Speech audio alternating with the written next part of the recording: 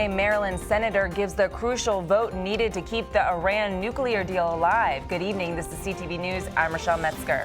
And I'm Sonia Shrivastava. Thank you for joining us this evening. We will have that story in just a moment, but our top story, the Freddie Gray case, is taking center stage in a Baltimore courtroom today as a pretrial hearing is held. And as it got underway inside, protesters demonstrated outside. Our Byron Scott has the story. Justice right here and right now.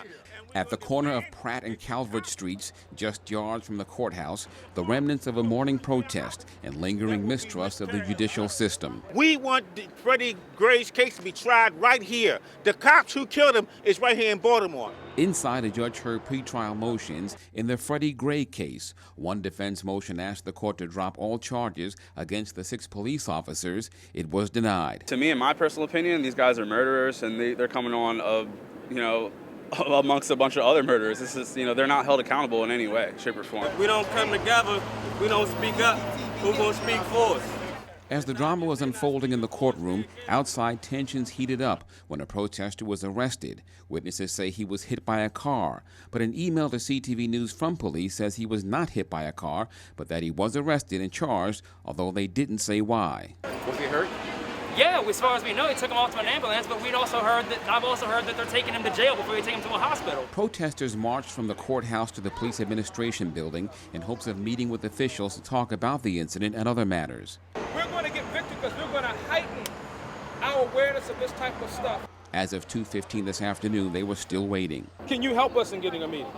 Another motion called for state's attorney, Marilyn Mosby, to recuse herself from the case. It was denied. I don't think this is a case about prosecutorial misconduct. Attorney J. Wendell Gordon was a courtroom observer. What I do feel is that this case is underway. It should be tried in Baltimore City. I think that the ladies and gentlemen of Baltimore City, the citizens of Baltimore City, are intelligent enough, not even intelligent enough, are intelligent, they're thoughtful, they are very attentive. 6 Baltimore City police officers face charges in the April death of Freddie Gray, who died of a severe spinal cord injury while in police custody.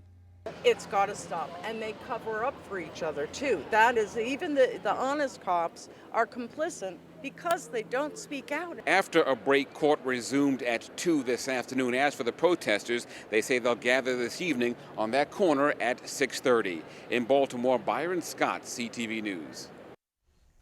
President Barack Obama secures a symbolic foreign policy victory today thanks to Maryland's senior U.S. lawmaker. Senator Barbara Mikulski announced her support this morning for their pending nuclear agreement with Iran, casting the key 34th vote needed to keep it alive in Congress. With her backing, Senate Democrats have the numbers needed to ensure Obama can sustain a veto if lawmakers reject the controversial pact later this month. Meanwhile, fellow Maryland Democrat Ben Cardin says he will make his decision soon. The ranking member of the Senate Foreign Relations Committee discussed the deal today with students at the University of Maryland, College Park. And one of the things that we want to make sure happens is that there's a resolve in an international community to hold Iran to a strict compliance with the agreement, because we are concerned, knowing Iran's past, what they did with the IAEA, that if you give them a little bit, they'll take more and more and more and more, and you'll see an erosion of the agreement. So even though it may not seem like... Now, Senator Mikulski released a statement calling the Joint Comprehensive Plan of Action, quote, the best option available to block Iran from having a nuclear bomb. Well, he served as Maryland's top executive from 1969 to 1979 and spent many more years in public service. Former Governor Marvin Mandel, who died over the weekend, is being honored today in Annapolis. Patricia Vallone has more on the lifelong Democrat's legacy. Don ran for the legislature in 1950. He didn't win. And then he ran again. In the meantime, I became a member of the legislature. This was one former governor remembering another. Marvin Mandel reminiscing about his friend William Donald Schaefer after his death in 2011. Today, it was others remembering Mandel.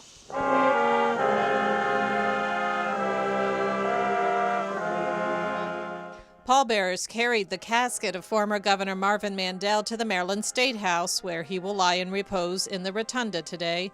Mandel died on Sunday at the age of 95. Family, friends, and dignitaries gathered this morning for the public viewing and to remember the state's 56th governor. I, for one, will never forget the wonderful times that I spent with Governor Mandel, how much I learned from him, time we spent together. He had more of an impact on all three branches of government, with all due respect, than any other governor before or after. He was a transformational governor. The state had been going through a lot of changes at the time, and he saw a way forward for Maryland and sort of making government more accountable, making government more responsive, putting in place sort of the infrastructure, if you will, that a lot of his predecessors and a lot of his successors have used and still use. His record of modernizing Maryland state government was overshadowed by a messy divorce and a fraud conviction, which was later overturned on appeal. His close friendship with former Governor Robert Ehrlich helped rehabilitate his image in Annapolis. Even after office, our coffees at Chicken Roost, a terrific person and a terrific friend to me and us and the state of Maryland. And by the way, the biggest Terp fan ever, ever, unapologetically so as well. The viewing is open to the public until 8 this evening. From Annapolis, Patricia Vallone, CTV News.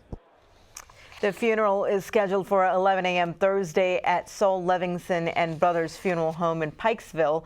Interment will follow at 1:30 p.m. at Lakemont Memorial Gardens in Davidsonville.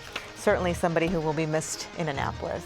And you're watching CTV News. I'm Sonia Srivastava. And I'm Rochelle Metzger.